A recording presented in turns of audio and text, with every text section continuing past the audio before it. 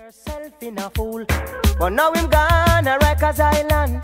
He never want go.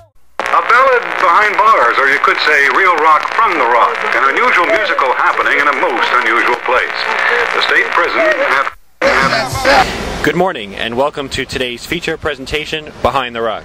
My name is Matthew Silverstein and I'll be joined today by Kara Woodward, Nicole Stevenson, and Alana Dare Riviere, and we are going to discuss the Rockefeller drug laws and its impact on New York. I'm actually standing right now on the corner of Hazen Street and 19th Avenue in Queens, and this is no ordinary street. This is not the yellow brick road that leads to Oz, but this is a street which you probably never want to be on.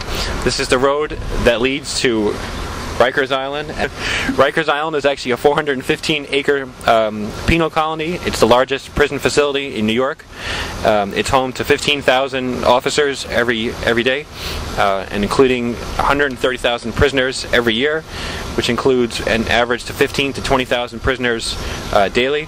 Rikers Island is the beginning stage in the Rockefeller drug laws. It's where prisoners start but not eventually wind up.